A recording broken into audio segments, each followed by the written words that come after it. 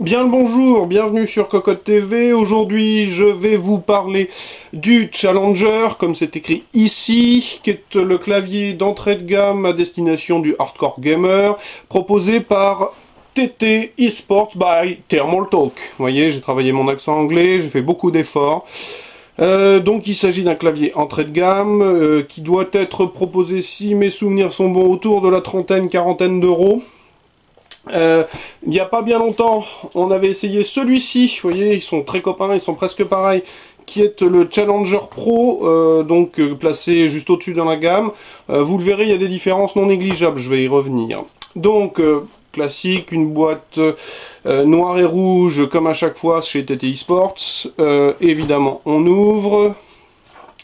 Alors, sur l'intérieur, on va trouver des rappels USB, les ports USB en 2.0, pardon, des touches de macro, des touches multimédia, une petite puce mémoire pour enregistrer toutes ces petites macros, des touches qui vont gérer le passage d'un profil à l'autre, et le petit plus Thermaltalk qui va bien, même si c'est un peu de l'ordre du gadget, le petit ventilateur qui refroidit les Didi quand on a trop chaud et qu'on a trop joué, une possibilité de virer la touche Windows, et la possibilité Smart Clamp Management, a priori donc de faire courir le câble de la façon qui nous arrange. Le câble que voici d'ailleurs, pardon. Alors, c'est du hardcore gamer, donc c'est plaqué or, et surtout un joli câble tressé, et un petit scratch, voilà, qui permet de le ranger, qui reste accroché, ce qui est pas mal quand on le trimballe. Voilà, donc je sors le clavier, pardon, j'oubliais, le CD de pilote présenté dans le bon sens pour cette fois, qui permettra de charger les macros, etc., charger les profils, paramétrer les macros. Ensuite, dans le bundle, on va trouver un petit sac plastique à l'intérieur duquel vous trouverez la garantie et une notice d'utilisation. Un petit sachet dans lequel on va trouver la clé destinée à arracher violemment les touches, des petits tampons de remplacement pour le connecteur du ventilateur et les fameuses touches sans action destinées à remplacer la touche Windows. Voilà, je pousse tout ça. Le clavier,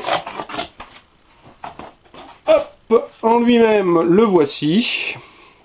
Donc c'est très anguleux, comme sur le Challenger Pro, hein, ça reprend exactement le même style. La seule chose qui est assez nette tout de suite, c'est qu'il est extrêmement léger comparé au Challenger Pro. Je vous cache pas que dans l'absolu, la finition est clairement pas la même. Les touches ne répondent pas de la même façon. Comme on est très curieux à la ferme, je vous cache pas que j'ai déjà arraché des touches pour voir quels étaient les switches en dessous, et ce ne sont pas les mêmes que sur le Pro, d'où la fluidité, la souplesse du Pro que n'a pas le Challenger tout court. Donc les touches, très normales. Le TT Esports qui va s'illuminer en rouge, ça aussi c'est plutôt classique chez eux.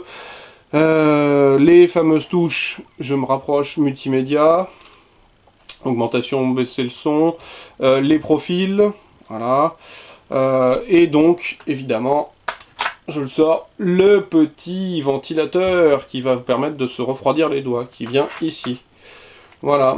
Ensuite, sur le côté, un USB, sur la tranche, rien de particulier, ici non plus, là non plus, et en dessous, vous voyez, la fameuse câble management qui permet de sortir, en gros, le câble au milieu, ou un peu à gauche. Voilà, sinon, plus de détails dans le test à venir. Une conclusion quand même rapide, par rapport au Challenger Pro, le Challenger fait quand même un peu, pardon, pâle figure, si je puis me permettre l'expression. Voilà, à très bientôt sur Cocotte Land.